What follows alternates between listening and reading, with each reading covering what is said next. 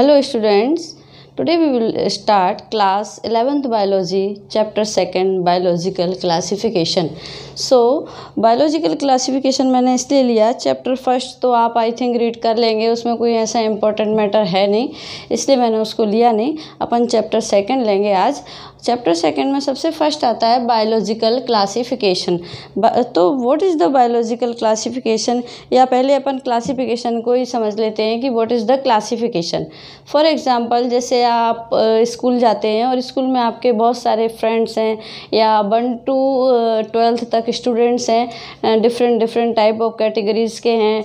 आप 11th में subject ले लेते हैं, फिर उसमें भी साइंस, कॉमर्स, उसमें भी फिर साइंस में मैथ्स, बायो, ऐसे कैटेगरीज आपकी डिवाइड हो जाती हैं। ऐसे ही दैट मीन्स क्या है, ये क्लासिफिकेशन ही तो है। फॉर एग्जांपल, ऐसे ही आप अपने घर में आपके रूम में यदि बुक शेल्फ है, जो उस बुक शेल्फ में आप डिफरेंट टाइप की बुक्स हैं और उनको आप रीअरेंज करना चाह रहे हैं, क्योंकि आपको उनको डेली ढूंढने में प्रॉब्लम आती है। आपको कोई भी बुक चाहिए तो आप उनको कैसे रीअरेंज करेंगे? रीअरेंज करने का आपका अपने हिसाब से रीअरेंज करेंगे ना, कि जैसे कि फॉर एग्जांपल आपने टेक्स्ट बुक हैं, टेक्स्ट बुक को आप डेली आपको नीड होती है उनकी, तो सबसे पहले आप आगे टेक्स्ट बुक को रखेंगे, फिर उसके साथ जो नोटबुक अटैच्ड हैं आपकी, जिनमें आप नोट्स बनाते हैं अपने, उनको रखेंगे। इसके बाद जो रेफरेंस बुक्स हैं उनको रीअरेंज करेंगे।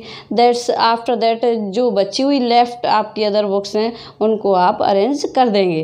तो अपने आप जो आपको ईजी होगा उस ईजी वे में आप उन बुक्स को, जो आपका टाइम टेबल होगा, जो रूटीन होगा, उसके बेस पर आप उन बुक्स को अरेंज करेंगे। दैट इज़ क्या है, ये क्लासिफिकेशन ही तो है। अपने घर में मदर फादर जो भी वर्क को डिसाइड करते हैं, डिफरेंट टाइप के वर्क हैं, वो सबके अपने फिक्स होते हैं, वो क्या है, क्लासिफिकेशन ही तो है। दैट इज़ ऐसे ही आप देखेंगे कि अपन पार्क वगैरह में जाते हैं, पार्क में डिफरेंट टाइप के प्लांट्स हैं, डिफरेंट टाइप के एनिमल्स हैं और ह्यूमन बीइंग्स भी हैं। तो डिफरेंट टाइप ऑफ कैरेक्टर्स को मतलब चूज़ करके डिफरेंट कैटेगरीज़ में डिवाइड करना उन कैरेक्टर्स के बेस पर, दैट इज़ कॉल्ड क्लासिफिकेशन। और जब अपन लिविंग ऑर्गेनिजम्स की बात कर रहे हैं तो बायोलॉजिकल क्लासिफिकेशन आ जाएगा। Is it clear? ये आपको क्लियर हो गया होगा। तो इसी सीरीज़ में सबसे फर्स्ट नेम आता है बायोलॉजिकल क्लासिफिकेशन में एरिस्टोटल ने वेरी फर्स्ट जो क्लासिफिकेशन दिया था, प्रपोज्ड किया था, वो एरिस्टोटल साइंटिस्ट ने ही किया था, जिनको अपन as known as father of biology and father of zoology. Is it clear? Aristotle as known as father of biology and father of zoology के नाम से इनको जाना जाता है। इन्होंने 2 किंगडम ऑफ क्लासिफिकेशन दिया था, एनिमेलिया एंड प्लेंटी। एनिमेलिया और प्लेंटी में इन्होंने एनिमेलिया को 2 कैटेगरीज में डिवाइड किया था। किसके बेस पर डिवाइड किया था? 2 बेस पर, हैविंग रेड ब्लड और not having red blood. In 2 categories में डिवाइड किया था। मतलब जिन भी एनिमल्स का ब्लड का कलर रेड था उनको एक डिफरेंट कैटेगरी में कर दिया था, वो सारे उठाकर उस कैटेगरी में रख दिए थे, और जो भी जिनका ब्लड रेड नहीं था उनको एक डिफरेंट कैटेगरी में डिवाइड कर दिया था। जैसे कॉकरोच वगैरह को आपने देखा होगा, उनमें ब्लड रेड नहीं होता। तो इस तरह के ऑर्गेनिजम्स को उन्होंने एक अलग कैटेगरी बना दी थी और उसको नाम दे दिया था with red blood and without red blood, या हैविंग रेड ब्लड और not having red blood. Is it clear? ऐसे ही इन्होंने किंगडम प्लेंटी को 3 टाइप्स में, 3 कैटेगरीज में डिवाइड किया था, हर्ब्स, श्रब्स एंड ट्रीज। इनको भी इन्होंने किसके बेस पर किया था? On the basis of growing habits के बेस पर उन्होंने 3 कैटेगरीज में डिवाइड किया था, कि जैसे जैसे हर्ब्स हैं, फिर उससे थोड़ी बड़ी साइज़ होती है श्रब्स की, फिर ट्रीज़ बहुत बड़े होते हैं।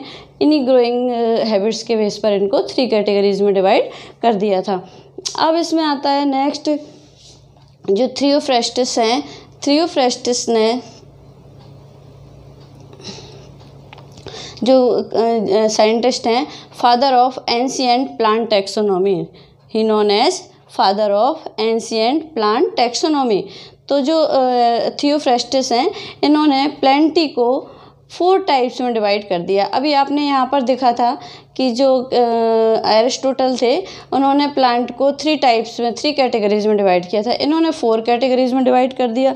इन्होंने एक कौन सी कैटेगरी बढ़ा दी, ये अंडर श्रब्स। अंडर श्रब्स में उन प्लांट्स को लिया इन्होंने जो श्रब्स और ट्रीज़ के बीच में आते हैं, उनको ले लिया। अंडर श्रब्स की कैटेगरी एक अलग से बना दी और उसमें उन सबको इंक्लूड कर दिया। अब आता है थियोफ्रेस्टिस के, और भी थोड़ी सी अपन स्टडी कर लेते हैं। इन्होंने एक और थ्योरी को प्रपोज किया था, दैट इज़ कॉल्ड, कहना चाहिए, या he propose the term annual, biennial and perennial. 3 types की इन्होंने ये टर्म प्रपोज किए थे। तो इनके मीनिंग क्या है? एनुअल मीन्स जिन प्लांट्स का लाइफ साइकिल है ओनली किस में कंप्लीट हो जाता है, वन ग्रोइंग सीजन में कंप्लीट हो जाता है, दैट इज़ कॉल्ड एनुअल। और जिन प्लांट्स का लाइफ साइकिल है जो 2 सीजन में, 2 ग्रोइंग सीजन में कंप्लीट होता है, that is called biennial. And जिन प्लांट्स का जो लाइफ साइकिल है वो मोर देन 2 ग्रोइंग सीजन्स में कंप्लीट होता है, जैसे ट्री वगैरह हैं, बहुत सारे ट्रीज हैं जिनकी बहुत सारी एज होती है, तो उनको उसने रखा पेरिनियल में रखा। तो दैट इज़ क्या हो गया ये कि those plants who complete their life cycle in one growing season, that is called annual. Those plants who complete their life cycle 2 growing season, that is called biennial. Those plants who complete their life cycle more than 2 growing seasons, that is called perennial. Is it clear? ये आपको हो गया। अब next अपना scientist आते हैं इसमें, Carlos Linnaeus. Carlos Linnaeus जो थे, he known as father of plant taxonomy, और इन्होंने 2 किंगडम ऑफ क्लासिफिकेशन प्रपोज्ड किया था। आपने यहाँ पर पढ़ा था कि जो थियोफ्रेस्टिस हैं वो किसके फादर कहे जाते थे, एंशिएंट प्लांट टैक्सोनॉमी के, और जो कैरलस लीनियस हैं वो किसके हैं, प्लांट टैक्सोनॉमी के। और कैरलस लीनियस को आर्टिफिशियल जो क्लासिफिकेशन है उसका भी फादर बोला जाता है, he known as artificial classification, father of artificial classification. Is it clear? तो आपको ये जो मैं नेम ले रही हूँ ना, specially ancient plant taxonomy, ancient artificial classification किसने दिया, एंशिएंट किसने दिया, इन साइंटिस्ट के नेम और टाइप ऑफ क्लासिफिकेशन ये आपको लर्न करना बहुत कंपलसरी है, क्योंकि अब आपको ऑब्जेक्टिव टाइप क्वेश्चंस भी आए थे इस बार, नेक्स्ट ईयर की देखेंगे जैसे आते हैं या नहीं आते, बट ये लाइन यदि आपको ऑब्जेक्टिव टाइप क्वेश्चंस आते हैं या आप नीट की प्रिपरेशन कर रहे हैं तो आपके लिए ये क्वेश्चंस, ये लाइंस आपको लर्न करना बहुत कंपलसरी है, ठीक है ना। तो अपन ने देख लिया, थियोफ्रेस्टिस ने दिया था एंशिएंट प्लांट ऑफ टैक्सोनॉमी, और कैरलस लीनियस ने दिया था कौन सा, artificial classification. Is it clear? Artificial classification Carlos Linnaeus ने क्या किया कि 2 किंगडम ऑफ क्लासिफिकेशन प्रोवाइड किया था, प्लेंटी और एनिमेलिया। प्लेंटी में उन्होंने स्पेशली 24 ग्रुप्स में डिवाइड किया था प्लांट्स को, किनके बेस पर, स्टेमन्स और कार्पल्स के बेस पर। इसीलिए इनके क्लासिफिकेशन को सेक्सुअल क्लासिफिकेशन भी बोलते हैं। क्यों बोलते हैं कि इनका जो क्लासिफिकेशन था स्टेमन और कार्पल्स जो प्लांट का, वो सेक्सुअल ऑर्गन्स के बेस पर था। स्टेमन और कार्पल क्या है, सेक्सुअल ऑर्गन्स ही तो हैं। तो सेक्सुअल ऑर्गन्स के बेस पर जो उन्होंने क्लासिफिकेशन अपना ये प्लांट्स का दिया था, इसीलिए इनके क्लासिफिकेशन को एक नेम और दिया गया, that is sexual classification. Is it clear? अब आता है अपना क्या कि जो 24 ग्रुप्स डिवाइड किए थे उन्होंने प्लांट के, वो कैसे किए थे। जो 24 में से जो 23 ग्रुप्स थे वो तो थे फ्लावरिंग प्लांट के, और ओनली 1 ग्रुप जो लेफ्ट रह गया था वो था नॉन फ्लावरिंग प्लांट का था, ठीक है ना। इस तरह से उन्होंने अपना ये पूरा डिवाइडेशन कंप्लीट किया था। अब नेक्स्ट आता है अपना George Bentham Hooker. Bentham Hooker का क्लासिफिकेशन वैसे तो बहुत फेमस है, और इन्होंने अपने क्लासिफिकेशन को में जो है वो प्लांट्स में स्पर्मेटोफाइटा जो है उसको 202 फैमिलीज़ में डिवाइड किया था। 202 फैमिलीज़ में डिवाइड किया, और उसकी 3 कैटेगरीज में डिवाइड किया था उन फैमिलीज़ को, दैट इज़ डाइकोटिलिडीन, जिम्नोस्पर्म, मोनोकोटिलिडीन। तो जो डाइकोटिलिडीन थी उनमें 165 फैमिलीज़ को उन्होंने इंक्लूड किया, जिम्नोस्पर्म में 3 को किया और मोनोकोटिलिडीन में 34 फैमिलीज़ को इंक्लूड कर लिया था।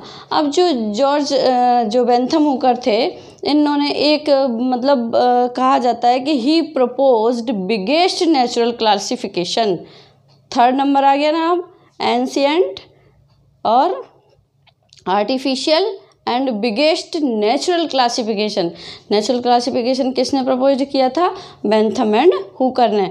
और इनका किसके बेस पर था? स्पर्मेटोफाइटा के बेस पर। जो प्लांट का किंगडम प्लांट का था जो क्लासिफिकेशन, वो स्पर्मेटोफाइटा के बेस पर था। इट मीन्स जो सीड बियरिंग प्लांट होते हैं उनके बेस पर था, ठीक है ना। अब जो सीड बियरिंग प्लांट थे उनको भी इन्होंने 3 कैटेगरीज में डिवाइड कर दिया, डाइकोटिलिडीन, जिम्नोस्पर्म, मोनोकोटिलिडीन, और उन 202 फैमिलीज़ को इन 3 कैटेगरीज में इन्होंने डिवाइड कर दिया था। अब इनकी अपन थोड़ी सी मेरिट्स और डीमेरिट्स देख लेते हैं। तो मेरिट्स क्या थी बेंथम एंड हुकर की? Floral characters. It means floral character means इन्होंने जो फ्लावर्स के कैरेक्टर लिए थे वो मोर कंजर्वेटिव कैरेक्टर होते हैं। इन्होंने ये मतलब प्रपोज किया था कि इट मीन्स कि जो टाइम के अकॉर्डिंग जिनमें जल्दी से चेंजेस नहीं आते, है ना। तो ये कौन से कैरेक्टर हो गए? More conservative character. ये तो एक इनकी मेरिट ये हो गई। और second merit, it is the natural classification. अपन ने ऊपर पढ़ा था अभी कि बेंथम हुकर ने कैसा क्लासिफिकेशन दिया था? बिगेस्ट नेचुरल क्लासिफिकेशन दिया था। तो सेकंड डीमेरिट इनकी यही बन जाती है कि it is the natural classification. Third आती है सिंपल इन नेचर। क्यों? क्योंकि इनका नेचुरल क्लासिफिकेशन था तो सिंपल तो होना ही था। तो उन्होंने किसको बेस बनाया उन सिंपल इन नेचर में? Based on actual character and based on actual observation. मतलब जो एक्चुअल कैरेक्टर्स लिए और एक्चुअल ही उन्होंने ऑब्जर्वेशन किया उनका, ये उनकी मेरिट्स हो गई। बट इतना सिंपल होने के बाद भी बेंथम हुकर क्लासिफिकेशन को बेस्ट क्लासिफिकेशन नहीं माना गया। क्यों? क्योंकि इसकी कुछ डीमेरिट्स भी थी। बट फेमस था ये क्लासिफिकेशन, ऐसी बात नहीं थी कि ये फेमस नहीं था ये क्लासिफिकेशन। बट इसकी भी एक डिमेरिट थी, वो थी कि जो फाइलोजेनी को इन्होंने कंसीडर नहीं किया था। इट मीन्स यदि इन्होंने फाइलोजेनी को कंसीडर किया होता तो इसमें जो डाइकोटिलिडीन है, जिम्नोस्पर्म है, मोनोकोटिलिडीन है, इनका जो नंबर है वो सीरियल नंबर वो ऐसा नहीं होता। फाइलोजेनी को कंसीडर करते तो उसके अकॉर्डिंग सबसे फर्स्ट आता है यहाँ पर जिम्नोस्पर्म, फिर आता डाइकोटिलिडीन, फिर आता मोनोकोटिलिडीन। यदि फाइलोजेनी को कंसीडर करते तो इन केस में कोई भी डीमेरिट नहीं होता, ठीक है ना। ये आपको समझ में आ गया सारा। अब आते हैं अपन कि कोपलैंड, एक और साइंटिस्ट हैं अपने पास जिन्होंने फर्स्ट टाइम 4 किंगडम क्लासिफिकेशन दिया। इन्होंने देखा कि अब तक जो साइंटिस्ट जितने भी आ रहे थे वो सब प्लांट को 3 कैटेगरीज में या 4 कैटेगरीज में डिवाइड कर रहे थे, और एनिमल्स को भी अपने फर्स्ट में देखा था एरिस्टोटल का कि उन्होंने जो ब्लड का कलर था उसके बेस पर 2 पार्ट्स में 2 कैटेगरीज में डिवाइड कर दिया था। इन्होंने कहा कि अब यदि इनको 2 पार्ट्स में एनिमेलिया को डिवाइड कर देंगे तो जो यूनिसेलुलर ऑर्गेनिजम्स हैं जिनमें सेल वॉल प्रेजेंट नहीं होती, सेल वॉल या फिर न्यूक्लियर मेम्ब्रेन प्रेजेंट नहीं होती, वो सब कहाँ जाएंगे? यूनिसेलुलर ऑर्गेनिजम्स हैं। तो उन्होंने क्या किया कि जिनमें सेल वॉल प्रेजेंट थी, है ना, तो वो तो प्रोटिस्टा में ले लिया, और जिनमें सेल वॉल प्रेजेंट नहीं थी उनको मोनेरा में ले लिया था, ठीक है ना। ये यूकैरियोटिक में आ जाते हैं, ये प्रोकैरियोटिक में आ जाते हैं। अब इनमें इसीलिए इन्होंने 4 कैटेगरीज में 4 किंगडम क्लासिफिकेशन दिया था, that is plant, animalia, protista, Monera, और फिर भी एक रह गया। अब इसमें फंजाई। अब फंजाई को किस में रखेंगे? प्लांट में रखेंगे कि एनिमल में रखेंगे? ये भी डिसाइड नहीं हो पाया इनके क्लासिफिकेशन में। फिर जब आफ्टर सम टाइम R.H. बिटेकर ने 1969 में 5 किंगडम क्लासिफिकेशन प्रपोज्ड किया, और 5 किंगडम क्लासिफिकेशन को प्रपोज्ड किया तो इन्होंने 5 कैटेगरीज में इनको डिवाइड कर दिया। कौन कौन सी? Monera, Protista, Fungi, Animalia and Plantae. अब इसमें फंजाई को भी प्लेस अलग से कैटेगरी मिल गई, ठीक है ना। तो जो मेन क्राइटेरिया था जो RH विटेकर का, वो थोड़ा सा मैं यहाँ पर बता देती हूँ, लेकिन इसका मैं पूरा वीडियो आपका नेक्स्ट बनाऊँगी, क्योंकि अपन शॉर्ट में इसकी बात नहीं कर सकते। ये अपना मतलब सबसे फेमस क्लासिफिकेशन है, इसलिए अपने को नेक्स्ट वीडियो इसका पूरा लेना पड़ेगा, तभी ये आपको पूरा समझ में आ पाएगा। उनमें अपन बेस लेंगे cell structure, body organisation, mode of nutrition, life style, phylogenetic relationship. इन पॉइंट को बेस बनाकर इन 5 जो किंगडम्स हैं, इन 5 किंगडम्स की अपन पूरी स्टडी उस नेक्स्ट वीडियो में करेंगे। आपको यहाँ तक आई थिंक पूरा समझ में आ गया होगा। नेक्स्ट वीडियो बनाऊंगी मैं, तब तक यदि आपको इनमें कोई प्रॉब्लम हो या कोई डाउट हो तो आप मेरे कमेंट बॉक्स में कमेंट्स डाल दीजिए। मैं आपको उस क्वेश्चंस को पूरा सॉल्व करने की पूरी कोशिश करूँगी। और आपको मेरा टीचिंग मटेरियल मेथड आपको पसंद आ रहा है तो प्लीज़ लाइक कीजिए, शेयर कीजिए और सब्सक्राइब ज़रूर कीजिए मेरे चैनल को। Thank you.